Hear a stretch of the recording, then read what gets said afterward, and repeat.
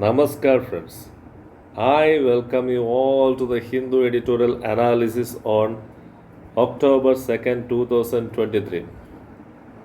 Last night, I were going through volume 1 of the collected works of Gandhi as I tell every day. Reading was progressing. Now it is Mahatma's turn to return to India after completing his barrister studies in England. On June 12, 1891, he set out at a steamer named Oceania, which he says weighed about 6,188 tons and was having 1,200 horsepower. Gandhiji says it was very difficult to leave a very wonderful place which was England, with its great teaching institutions, museums,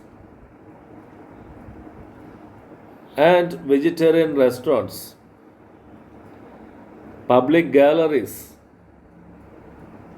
He missed England a lot and was very much thinking about it. The loss of it was felt in his words, which I went through. And Oceania set out,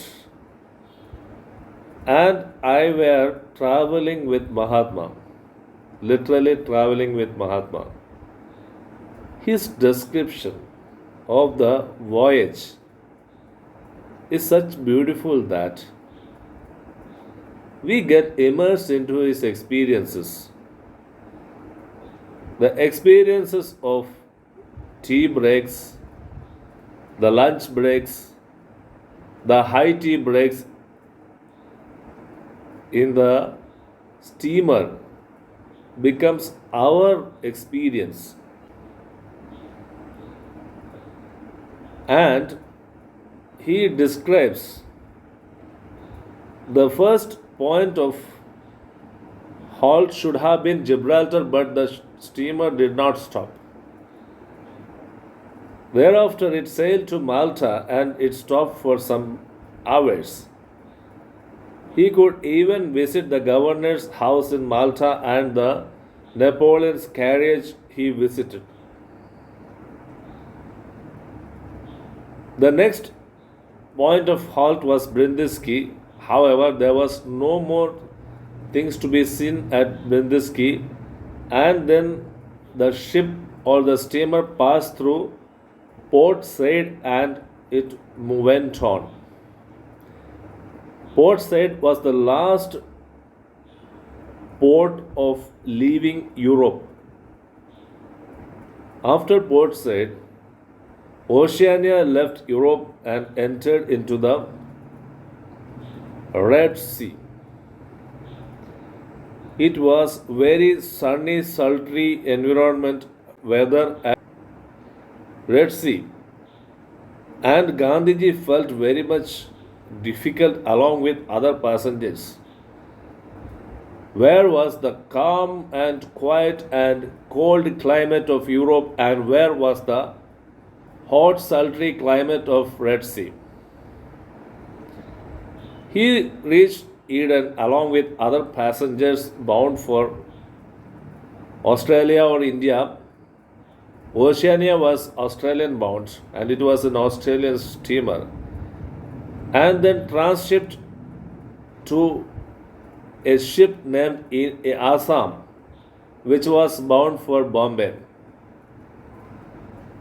Transshipment means embarking on a new ship after disembarking from another ship.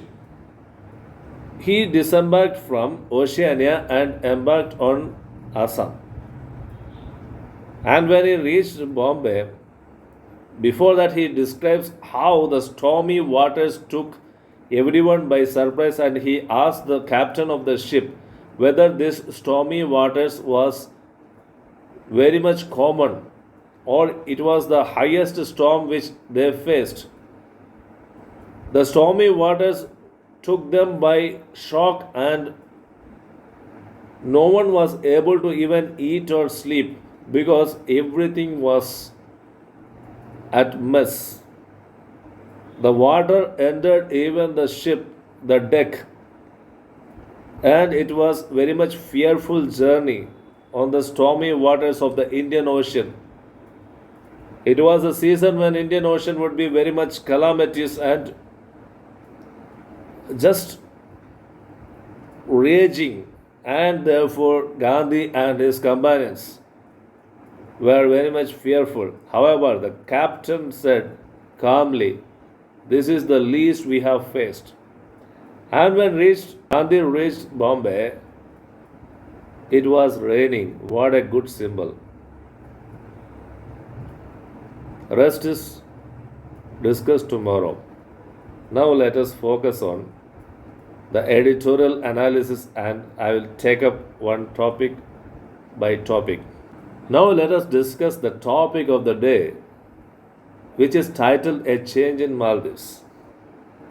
The Saturday runoff elections have seen that the new president, Muhammad Muizu, taking over after defeating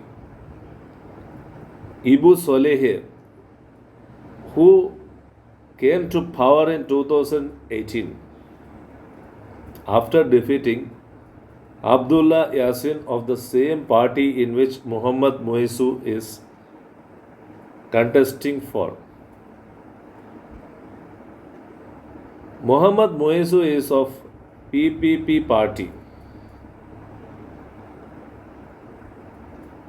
There is a shift in the international policy of Maldives because the PPP party is pro China, whereas the outgoing president Ibu Soleh was pro Indian. India took up several infrastructural efforts in Maldives and helped Maldives tide over the COVID crisis. India has done lots of hard work. However, the previous president, before Ibu Soleh took over in 2018, Abdullah Yassin of PPP was the president. He entered into a friendly treaty with China, which was going to make Maldives a debt trapped country, which was saved with the coming of power of Ibu Soleh in 2018. Muhammad Muizu, the new president, who has won a runoff election. What is runoff election, my dear friends? A runoff election is conducted when the first election does not give any party majority over 50%. The first election was conducted in Maldives a few days before, and none of the parties got 50% above majority. Therefore, the second election was conducted, and this second election is known as runoff election. In Hindu, they have given a very beautiful phrase, which I hope, my dear friends, you would remember for life. The phrase is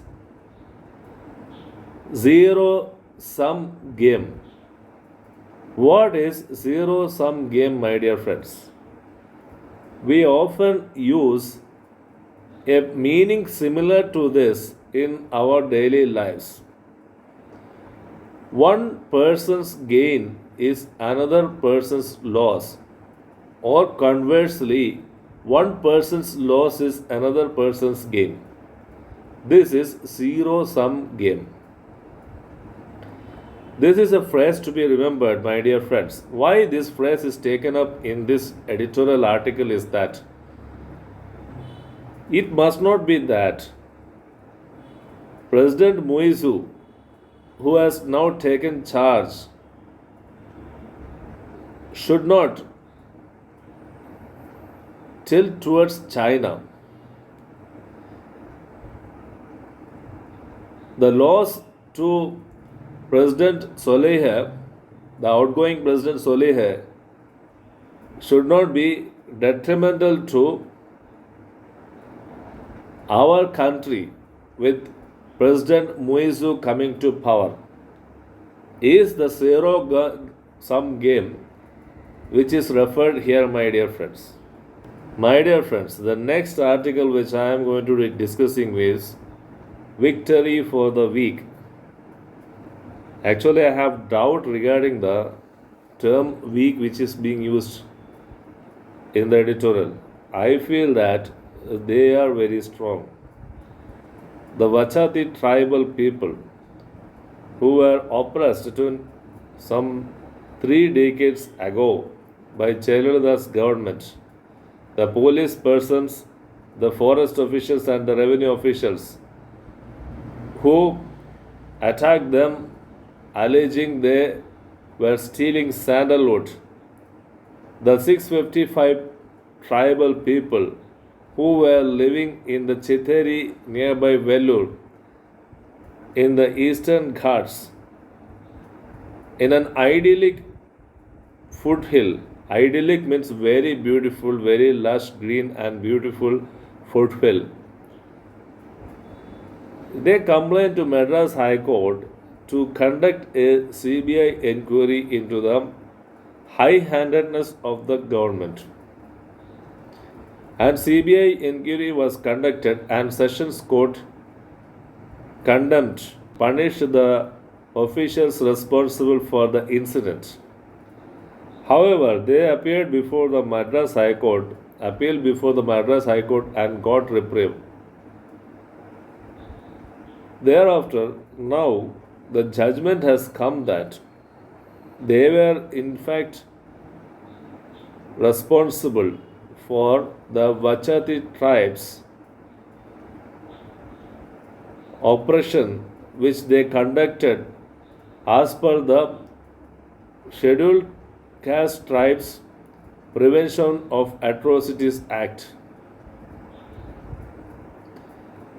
This is a great victory for the 655 Adivasi tribals against the government. It's a mighty victory for them. Therefore, I said that I am reluctant to say them weak. They are very strong enough. They have won their case in the Madras High Court, and a sweet is savoring in their tongues, and this sweet experience, let it continue and be an example for thousands of hamlets and villages and the natives, the indigenous people who are spread in the breadth and across the country. Friends, the next article which I am going to discuss is India's statistical performance on the global stage. This has reference to the World Bank's 2019 report. The report is on the statistical performance indicators. Why this is necessary? The reliability of the statistical data which Indian government is producing.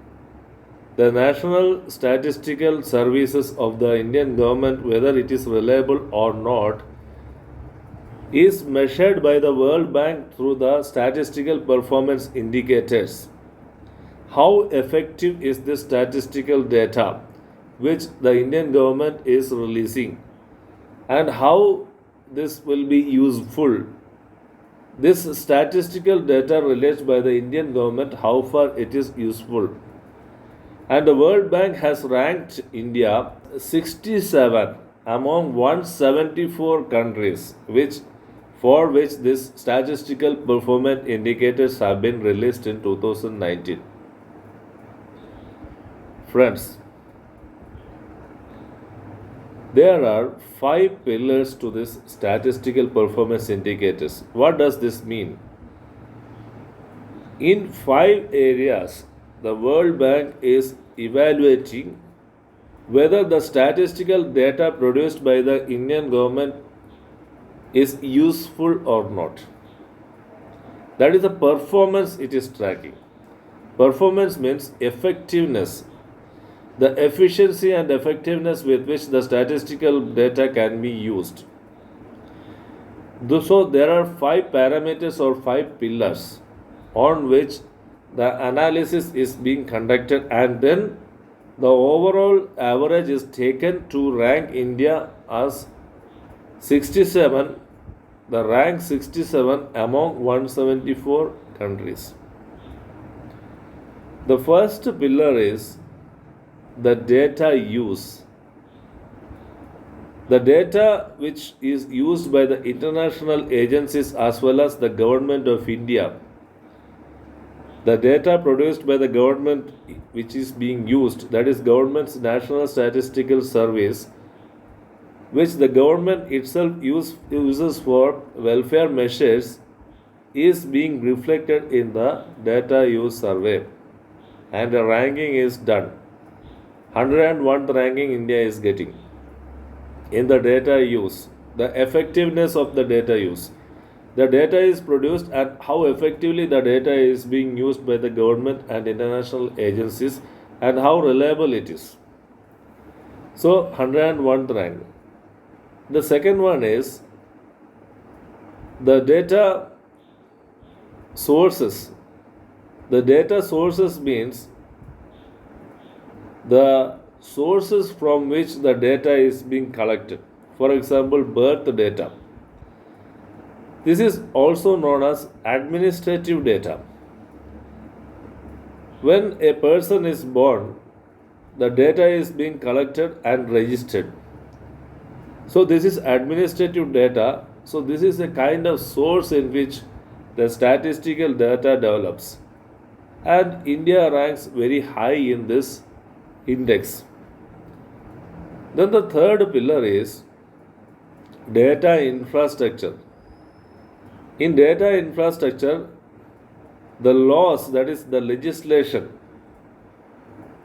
and the government machinery, national statistical systems are involved. So, data infrastructure is somewhat satisfactory, and a satisfactory ranking has been given. And using this data infrastructure, government is producing some effective results. Then the fourth pillar is data products. The data products like child mortality rates and such data is being used for comparing how far India has reached the sustainable development goals. The sustainable development goals have been raised by the World United Nations as the target which India should achieve. For example, alleviating poverty is one such target. Therefore, this data product, how far this is effective and useful in the achievement of the sustainable development goals is being measured.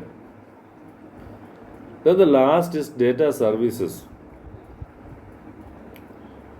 The government provides data to the people through online, and whether if it is downloadable, then this gets handy for the people who are using it.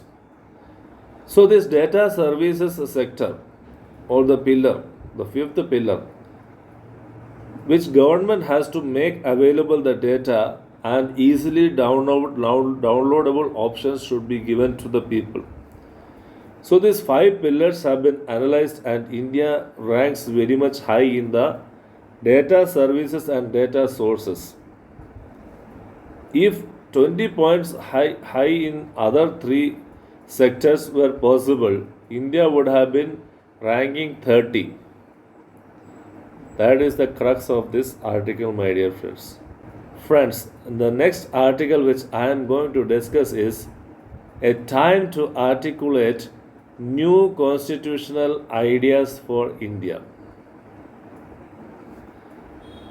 This is a very interesting article. I have never before read article like this. This says and emphasizes on the constitutional idea against the very constitution as a book which we are having. The constitutional idea should be based upon the natural upliftment of the people from the masses who would reform themselves to form a country out of the villages which Mahatma Gandhi envisioned against the rule based order which stipulates the personal liberties, the rights of citizens as envisioned by Dr. B.R. Ambedkar. In August 1947, Gandhiji, along with his disciple Agarwal, released a constitutional document which was based upon Swaraj. Because Gandhiji always believed that a constitution should be developed based on Swaraj ideas. Otherwise, the rule of the nation would be the English rule without the Englishmen. Therefore, the constitutional idea was to have a Swaraj as the focal point of the Constitution of India. However, the popular support was gathering high for the constitution framed by Dr. B.R. Ambedkar then, who was appointed to the chairman of the drafting committee of the constitution on the instructions of Gandhi. Gandhi knew that there must be a populist constitution. What was populist seeming then was Dr. Ambedkar's constitution. However, the constitutional ideas themselves cannot be changed. Now it is time to re-introspect whether a congregation of ideas from the indigenous systems in India, that is Swaraj, is possible or not. Reinforcing the present system with the constitutional ideas based on the indigenous systems which comes voluntarily from within the minds of the people is necessary, is what this article focuses about, my dear friends. Friends, the next article is an aging India needs age resistance TB care. The first few paragraphs are saying that in 2011, if 9% were above the age of 60, it is going to be more than 12% by 2030. And next analysis which it does is that there are 588 TB patients, tuberculosis patients above the age of 55, which is an alarming rate.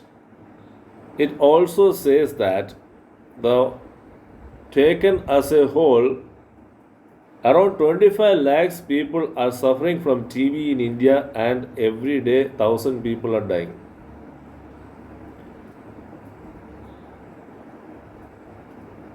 And the article goes on to make specific references to the age old people. October 1 being the International Day of the Old Age People, they need age specific responses to TB. In old age, what happens is that the cough develops, the tiredness develops, and this is seen as a symptom of the old age, and this is a symptom of TB also. So it is masquerading, the TB is masquerading in the symptoms of old age. When the person is getting cough, tiredness,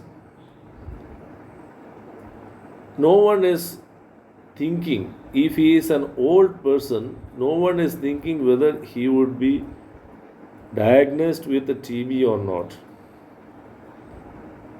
Everyone shrugs off and say that he is of old age, therefore he is suffering from these symptoms.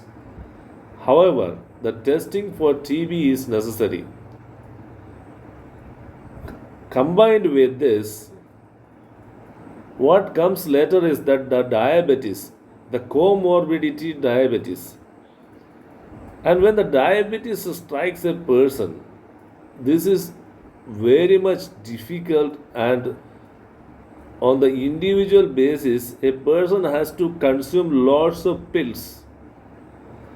And thinking about the lifestyle diseases at the old age, the number of pills which an old person will be consuming will be very much huge.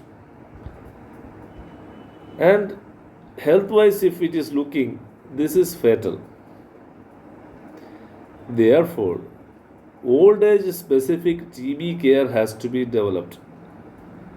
What are the absence in the old age is that an old person loses moral support, emotional support.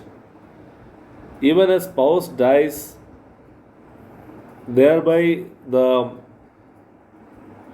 agony of losing the spouse, and then even the access to the healthcare facilities is far away. These are the problems which occur at an old age. So the government must develop more and more palliative care units for the geriatric care. Geriatric care means the care for the old age people. And mobile testing units have to be developed so that this testing is becoming handy for them. So, age old response to the TB care is what India needs now. Friends, I have come to the conclusion of today's editorial analysis. Key takeaways from this analysis is that the first one, India has to be very much careful in dealing with Maldives, because the pro China president Muizu is here. Second one, it is a great example that even a government which tortures its people will be suffering the independence of the judiciary. The independence of the judiciary is very much powerful, is what reflected in the Vachati case in the Madras High Court. The third key takeaway is that India has to improve the data use, the data infrastructure, and the data product, which are the three key pillars of the statistical performance indicators which the World Bank evaluates. Then the fourth key takeaway is that we need constitutional ideas based on voluntary willing, which is necessary to be developed. The fourth key takeaway and very modern one is that age old, age specific TB care has to be developed by the government, and should be taken on this front. Considering the number of TB cases in India, therefore, my dear friends, I bid adieu here. Meet you tomorrow with the quality of analysis which you expect. I hope it is possible. Bye bye. Take care. Good night.